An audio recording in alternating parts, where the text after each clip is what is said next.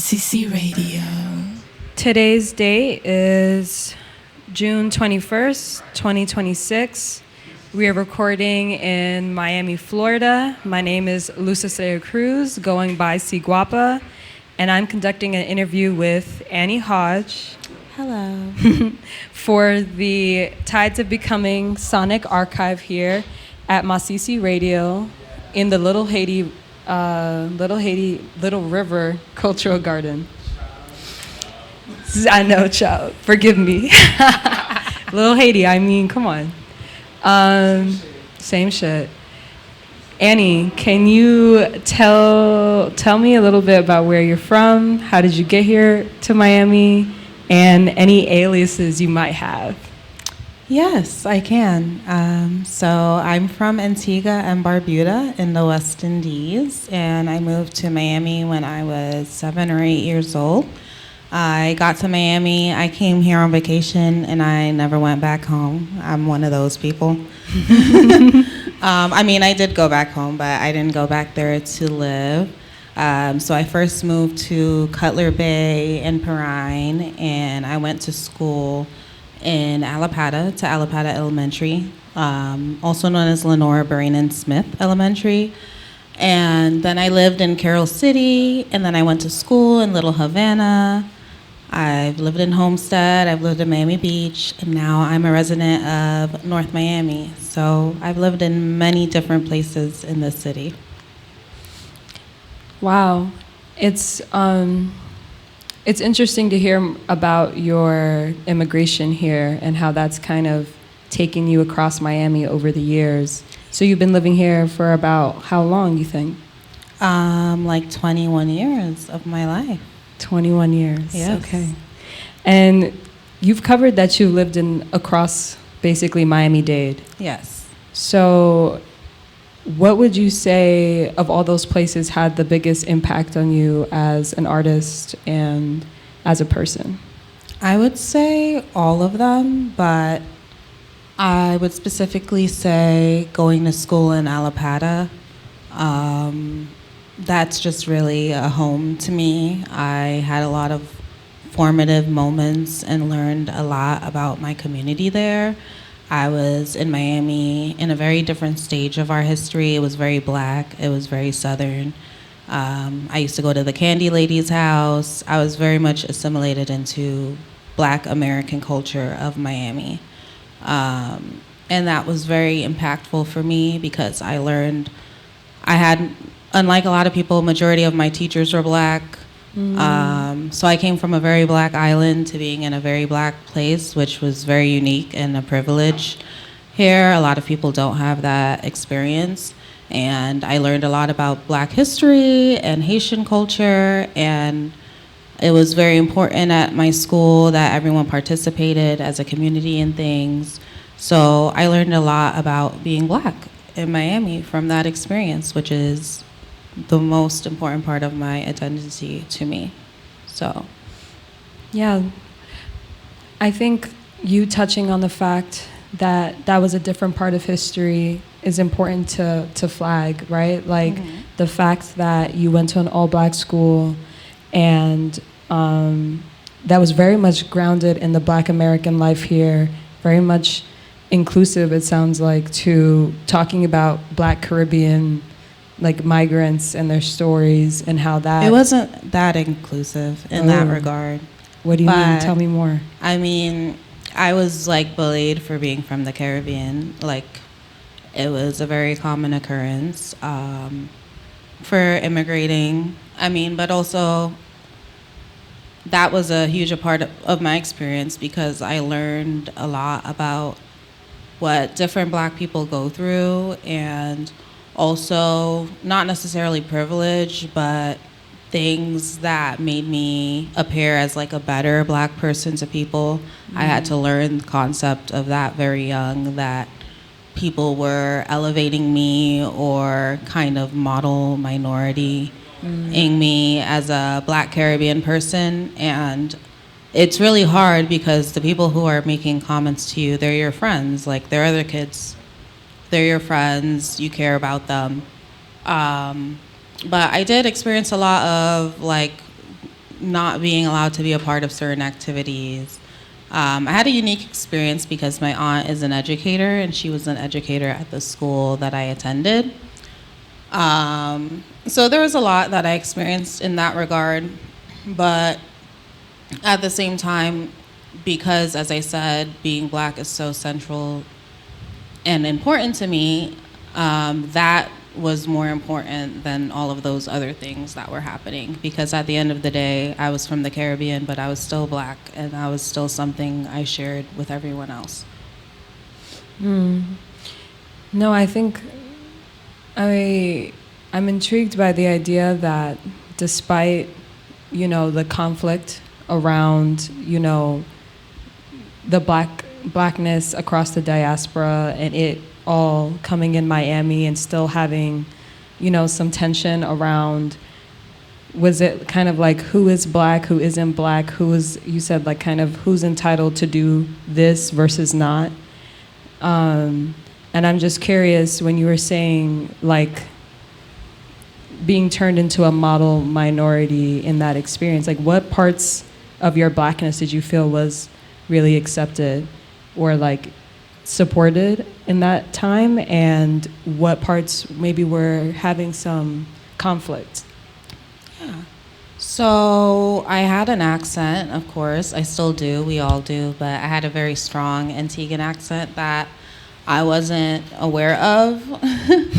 And people pointed it out a lot. But also, I just came from a more privileged family in my country, so I could read really well. And I could speak in a way that was very appealing to, like, white people. So I'd be around white people, and they'd be like, where you're from? And they'd be, like, really fascinated by that and, like, asking me all these questions. And, like, people would very explicitly sometimes tell me that they thought I was smarter because of, like, not being from Antigua, but being from the British education system.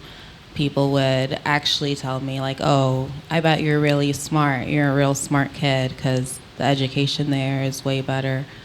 But really with other kids, a lot of it was like there was a lot of anti-Africanness. And there definitely is a thing where a Caribbean accent is seen as, depending on where you're from, very close to that. So I got the end of a lot of like the African booty scratcher jokes and like, you're African. But it was something in my home. I was in a very pro-Black household regarding that. So I remember I would cry about it, and my aunt would be like, well, what's wrong with being African? I don't know why you're crying over that. There's nothing wrong with being from Africa. And so that just ended there.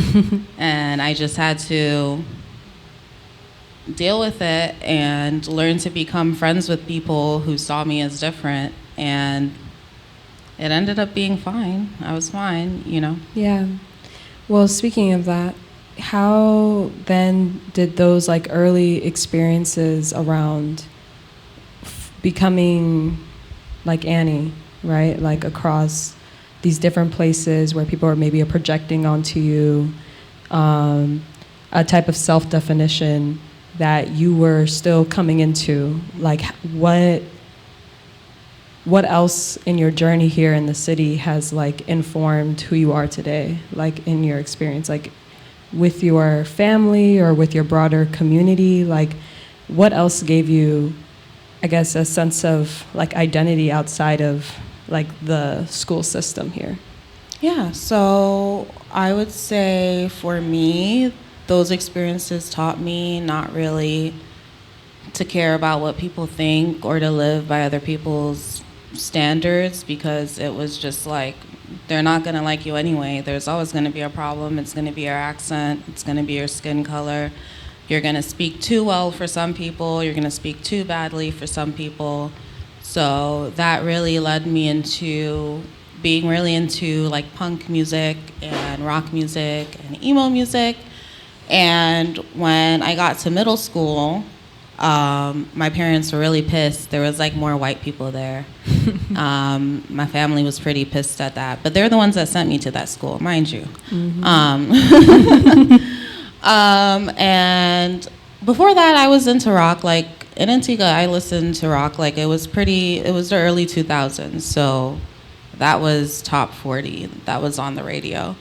But going into school, I just really started making more friends who were from different subcultures and like playing around with wearing a lot of black makeup, wearing black lipstick. I used to get in trouble like every single day.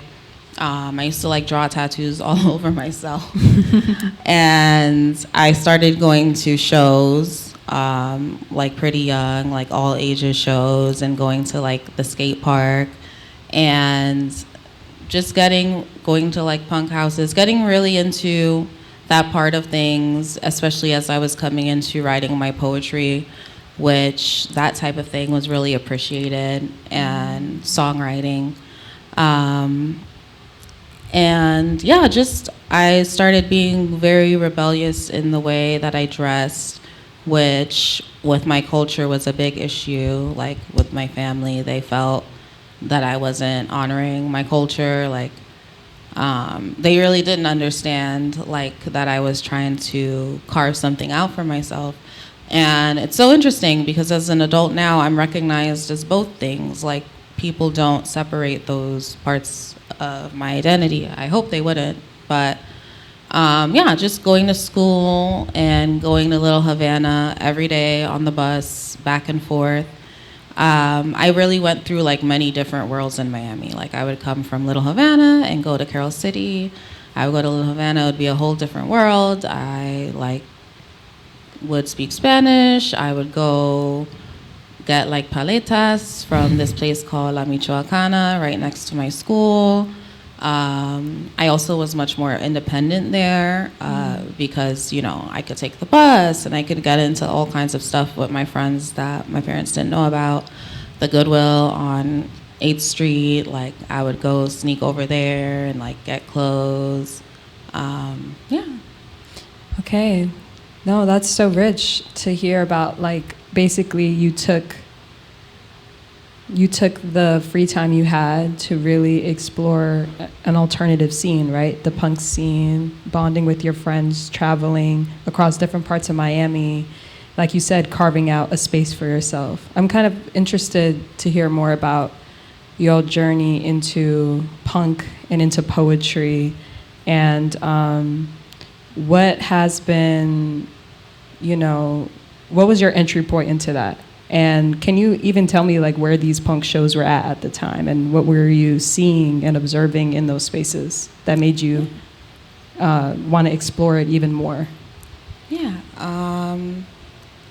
So for me, I was in an all-girls school, and I really started studying feminism a lot, and I started reading a lot about Riot Girl and Kathleen Hanna and that movement and just women in rock music.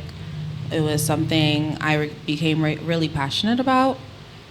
And there definitely was not as many black people at the time, but that depends on the city, that depends on the place. But just in music in general, and I just felt like I could do it. Like, I mean, and that's still how I feel about it now. Like, I could do it way better than all those white boys in bands. Like, I could do the whole thing just way better. And that's just how I felt. And then I was really into skateboarding, subcultures, and those things kind of went together.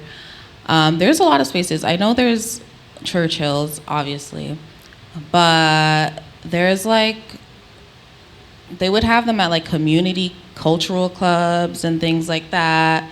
There had been some church shows. There was like a skate park up in Pompano that they would do a lot of shows at, a lot of like also deathcore, which I kind of got into as well. For me, it just seemed like perfect for me at the time because the political ideologies that I was getting into and how I was being radicalized, like punk, to me felt like the only way. Like, it didn't matter if I was reading about feminism or if I was reading about white supremacy. Like, punk fit into that. It didn't matter if I was reading about capitalism or the government. Punk fit into all of that for me. And so did the music. I wasn't even really listening to like necessarily punk at that time. It was a lot of emo, pop punk, and just a little bit of punk, and mostly Riot Girl. And the music, it spoke to me because I felt something I still feel now. I felt like I was very angsty and sad and upset at a lot of different things, and a lot of people just were very negligent to that. Or like, as much as I loved pop music at that time was very different. Now pop can get like different, and the girls try to stand out. Like back then, it wasn't really that. It was more of a conformist type of thing.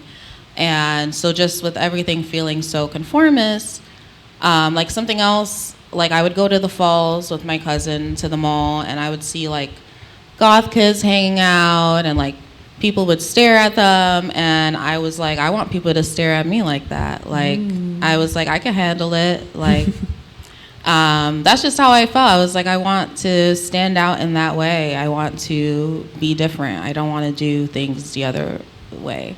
And with, the ideologies I was reading, that just made a lot of sense to me. And so I had a lot of friends who would like organize shows. There would be a lot of all ages shows at the time. There were a lot of kids in bands. It was a very common thing. Yeah. Okay. I think something that I'm interested in also asking you, you said punk was a big container for your radicalization, right? As well as your independent research into feminism, into anti-capitalism, and really critiquing like Western government, right? Yes. And so I'm all curious, the governments. all the governments. So I'm curious, given that you were like absorbing all of that, like rebellion, right? And you're forming yourself, right? And who you are as an artist, as a musician, and as a writer. I'm wondering, how did that ideology like feed into your music? Like what were the things that you were writing about at that time, And can you speak a little bit about that world? Yes. So for my music and the things I was writing, I mean, I always read like classics. Like I used to like Edgar Allan Poe. I'm a very typical alternative child. Like I was very into scary fantasy, sci-fi. So a lot of the things I wrote were very much like my heart is bleeding and like, very gory, deep stuff. I know it was very worrying probably for some people. It was probably very concerning because I teach kids music now, and I'm like, I would be concerned, but also I understand. When I read it, I'm like, I guess that's how they feel, But yeah, with my music, for me, I felt like that music just contained a lot of emotions that weren't okay for me to be, or like I couldn't tell people I was unhappy or dissatisfied, and I felt that type of music was just people saying, I'm unhappy, I'm dissatisfied, I don't like this, I'm in despair. And I felt like that supports me and that makes me feel comfortable. It makes me feel supported. I used to write a lot of like short stories. I actually have journals from that time with me. I would love if you could read us a little section. Yeah, I can read something for you.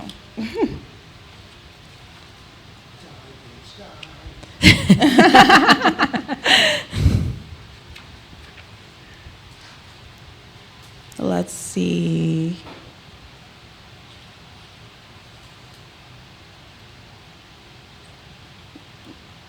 Let's see.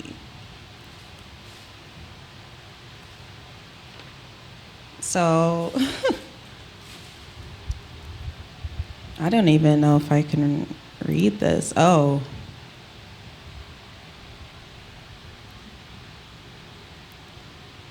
Okay, so this song is called Amygdala.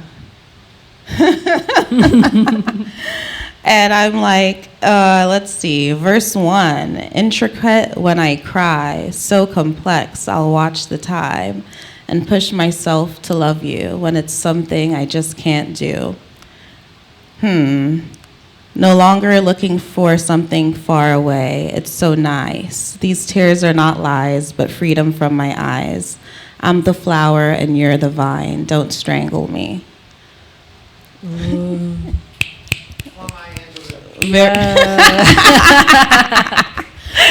So deep. But I have a lot of things like that where I'm talking about like the sun and the moon and the stars and astrology and things that I really still like now, and like transforming and creatures and cuts and all kinds of funky little things like that. I still write very similar, not to like, I still write very similar in the subject matter. Wow. No, I'm fascinated by this world and how you were exploring punk and, you know, exploring your emotional like world, right? And it was giving you, let's say, a lot of agency to like speak to things maybe that you weren't comfortable saying in any other context, right? And you just mentioned talking about astrology and the moons and the stars, and like, so I'm curious, like the occult, like how much of that was a part of your journey as well when you were, you know, developing your artist identity? I would say it goes hand in hand simply with that subculture. Like, I had a lot of friends who were goth, and you know, that's just how they get down. Like, that's just regular for them. You know, the goth girls, they be lighting candles, they be chanting. Magic. They love that. That's their whole thing. I would say at that time, I wasn't that spiritually connected to those things in that way, just because I was so anti-religion because of just like my background. I went through a long time of just not even caring about that. So it was still funny to me that I was into astrology, but I also was just fascinated with the sun and the moon and like outer space, and just the concept of it having some control over our lives or affecting our lives was very interesting to me. But yeah, I mean, I would like, you know, I was really into making my own hair products. I would make like herbal stuff. I've always naturally just been into things like that. I would say that's more of a natural part of things for me, especially when you're black or when you're brown. Like, you don't need, I feel like for some people that was their pathway into that, but I didn't need that to be my pathway because I already had that. So it was, to me, very separate from occult things. I did watch a lot of horror and I was really into that, but it didn't really go together in my head, which also caused a lot of problems with my family because to them, that was what I was doing was very occult. Like the way I looked, the things I liked, what I wanted to listen to was, and I didn't understand it because I'm like, I'm literally just wearing black right now. Like, it's really not deep. I'm just wearing black. It looks good. I'm sad. That's that. This girl in this band does it. Like, you know, so I never really got the idea that it was demonic or bad. And even if it was, I personally, like, some people like demons. I don't know. Yeah. You were saying you're in your rebellion era, right? So it didn't matter. It appears like how people were perceiving or like reading into the way you were marking yourself was not totally relevant because it was all about you and exploring who you are and how you're feeling. So thank you so much for giving us a little bit of your past songwriting. And I'm just curious, like, what does your creative practice look like now? What are the things are you exploring? Are you still into music? What other things have like come up for you across like your journey into the arts? Yeah, so I still make music. I make emo music with my producer, Angel, and we're in a duo called Pixie and Angel. And we make music together. We just performed our first show the other night. I would say my creative practice now, a lot of it is just how I live my life. Like I still take the bus, I still take the metro rail, and a lot of my thoughts and things I think of come to me during that time as I observe our city, as I observe how people are living, as I observe people's style and the outfits they're wearing, and when they're coming from work. A lot of it is just how I live in Miami, like how I'm perceived when I'm dressed a certain way or when my hair is a certain way. Comments I hear people make, the things I overhear. A lot of my poetry are about small experiences I have, like a day at the beauty supply or a day thrifting or a day taking the bus. Like when I'm frustrated or I feel tired, I'll just take out my songbook or I take out my notes app and start writing. But a lot of that creative practice for me is just based in living. I mix them together a lot because they're both so linked and influenced to me from that age. A lot of how I express myself artistically has been the way I look, the way I dress, the things I do.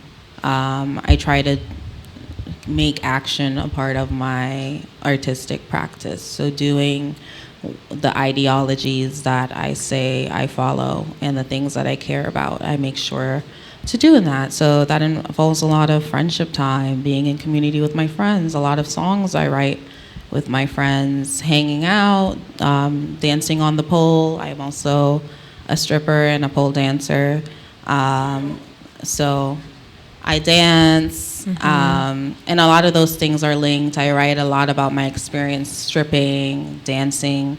They're just all linked together and make up all these little parts of me that go into one person. No, that's so beautifully said. I mean, it sounds like, your creative practice is just informed by your daily life, right? Like what you observe in your surroundings in Miami, going about trying to, live your regular life while also being a community with fellow artists, right? And being able to reflect with them the things that you're experiencing and seeing throughout the different avenues. So speaking more to that, your community, right? How would you define the ways your community has been, reacting to you and your different ways of performing, right? You speak to dance, you speak to stripping, you speak to punk, right? Which is inherently very provocative for a lot of people who maybe have no exposure or maybe are not as, out loud about the ways that they rebel. So how have you been received? How have you observed that? I feel like by my community of friends and people that share the same identities and overlaps and demographics as me is very supportive. I think Miami has a very unique community where I can do what I do and be who I am in a certain way. So I do see support. I will say outside of that, because there's also the community that I just navigate, it can be pretty judgmental. I feel a lot like we are veering back towards a lot of conservative thought in this state and just overall. And so just dressing the way I dress, there's a lot of reaction. There can be people staring, or just living my life, even saying I'm a stripper for some people, that's like a huge problem. But as I said, I made that commitment to myself when I was very young that I'm going to be myself because it really doesn't matter. And those reactions aren't important because at the end of the day, I have to live with me and I'm going to be satisfied with what I've done at the end of the day, even if other people aren't. I do feel myself within my community becoming more and more radicalized by life experiences, by things I'm witnessing, especially in our city, especially in regards to class inequality. It's become more and more frustrating thing to witness, and I feel like there's huge gaps in parts of our communities with just kind of the reality of what some of people who are actually lower class are experiencing. And I think for me, growing up with those ideologies, being anti-capitalist has always been very important and very central to that and to the art I make. And the things I do. I always try to make sure that people can access them. They can be seen outside of spaces that aren't overpriced, or you can't take the bus there. And yeah, I see those reactions in my community from my art because it's very honest. And it's supportive, yes, but sometimes when you're honest, you learn you can't be too honest, because some people will praise your honesty, but they don't want you to be honest with them. No, let's speak to more of that honesty. I mean, speaking about the class inequality here is a major influence, right, in how we can show up in our arts practice, right? And part of the reason why I was inspired to start this interview process is to just talk to other artists and see how are they coping and moving through the world that is becoming increasingly more conservative, increasingly more censored, increasingly more expensive just to like exist here. And hearing how accessibility, right, is super important to you, for people to be able to see your art, come see you perform, or for you to also be literally acknowledging that in your practice is something that is very like powerful and does lead to, I feel like, more people wanting to like use their voice to speak more honestly about their experiences. A little earlier, you mentioned that you're teaching kids to write. Can you speak to that? Like, how have you been framing some of your your value system, basically, as an artist? How does that inform your teaching, or even how you're encouraging like other artists, right, to explore their voice and to be honest, whether people in the room like it or not? Yeah, so I am a vocal teacher, and I'm also a cook at Miami Girls Rock Camp, which I've been doing for the last 10 years. So I teach young girls and non-binary youth music, so vocals and songwriting. And for me, the most important part of Rock Camp is we're there under a common goal, which is to enrich young people to be radical and to grow up to be radical regardless of the rooms that they're in. And something I do start with, I was actually telling my partner the other day, something I start with as a singer in vocal lessons is I let everyone know, like, you just have to sing, singers sing, and to really let go of the shame of someone judging you. Because shame is taught to us very young, and it impacts our life immensely. And a huge thing with being a singer is that everyone thinks they know what a singer is. And it's like no one would go up to a doctor and like tell them how to do a surgery. But when you're a singer, people who don't sing think that they know what the best voice is. They think, and it's especially because it's a woman kind of more, it's appeared to be like more of a woman-dominated field. Especially when you're a young girl, a young woman, a young queer person, you're already being judged. There's already so many things people want to control about you, and then you decide you want to sing, and there are people who judge that, and they think your voice has to sound a certain way, or it has to be a certain way. And I really try to teach them to let go of thinking it has to be a certain way. If it's your way, then that's the best way. And just empowering I try to create a space where it's not the same as school, where you're not going to be punished for things, like you're not going to be told to stand in a corner. It's a space where we all listen to each other. We wait till another person's finished speaking. It's a space where we don't apologize. So at Rock Camp, we don't say sorry unless we actually do something that, warrants an apology, but we don't say sorry. We say I rock or you rock. And that's something I take into my life. I really don't apologize. And it throws people off as a black woman a lot, because you're supposed to say, that's like unspoken black woman code, is you're supposed to say sorry sometimes so people don't feel offended by your presence. But I don't. And that, like, it really pisses people off. Like, I don't bow my head down and, like, say sorry. And teaching them from that age to have that mindset and approach things from that way, it really builds up a powerful person, and a person who can go into a room and say, everyone's doing it this way, but it's wrong, and I'm going to stand on the side of what is right and what's fair and what's equitable. And just creating a space for them to be themselves and not to have shame, and to use their voice, to project their voice, to speak up. It's very important. And I like doing that work a lot, because I've watched campers who were once 8 years old and they're now 18, 19, 20.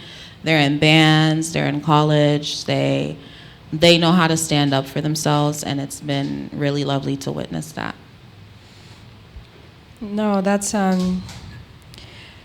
amazing to hear how you've kind of been carrying that torch of being unapologetically yourself, right? And to lean into yourself more than into, let's say, how you think people should perceive you, right? Instead of using shame as a navigator to how you express yourself as an artist, you are leaning more into honesty, right? And whether that is something that is digestible for people, or if that's something that is inherently rewarded. And so thinking or speaking to your practices now as a performer, you said you just had your first show. Where was it at? How was it like? Can you tell me about it? It was at Latin Press in Coral Gables. It was Nina. Nina had a community cabaret that I signed up for.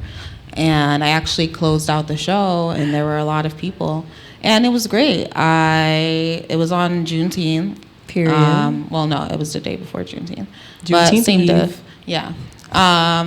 And I just got to perform and be in space with other artists and share something I had been working on for a very, very long time. I have been working on this project for a long time and wanting to share this music with people. And it's very emotional music. It's very deep. It's really gut-wrenching. A lot of people spoke about their ancestors before me, and just a lot of very deep things during Pride Month, during Juneteenth, in regards to those things. And I felt like my music was able to hold a lot of people through those feelings. Because it's sad, but it's not just sad, it's emotive. And we're in a time where people are being told, like, don't feel anything, like it's important to, like, take supplements and work out and just be happy all the time.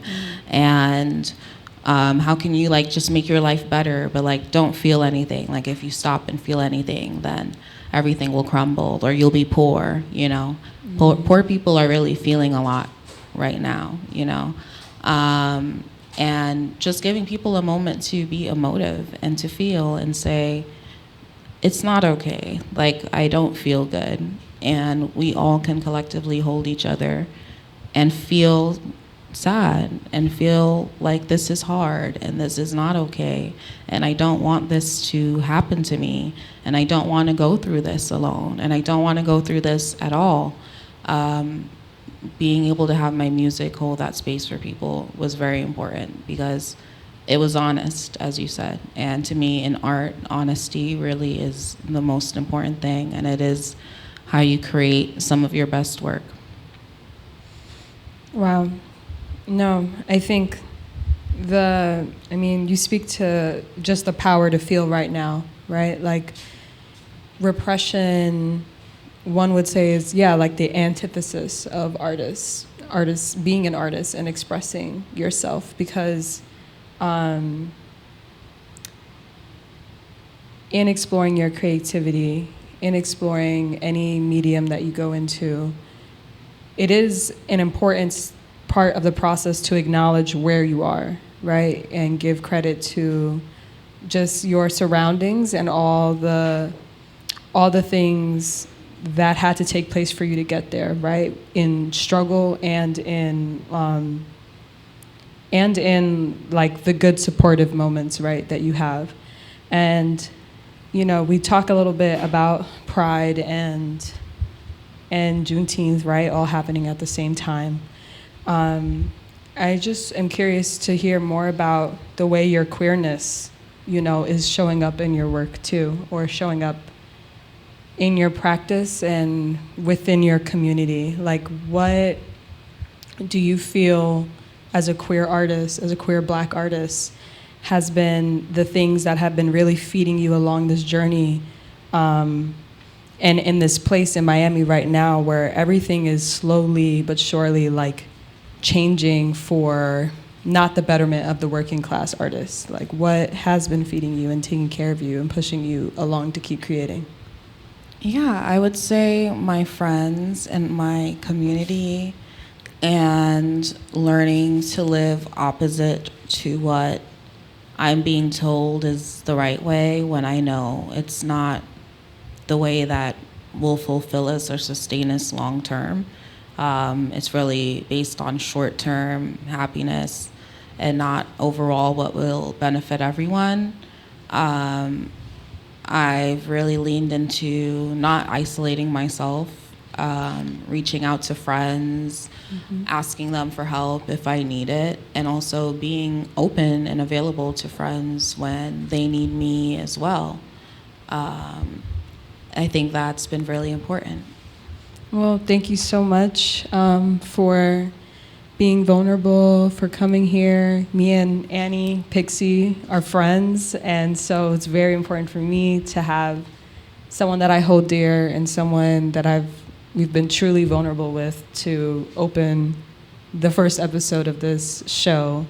So shout out to you. Thank you, of course. Thank you, everyone. Tides of Becoming is an ongoing sonic archive documenting the lives, practices, and imaginations of Miami's Black queer communities. Thanks. Thank you.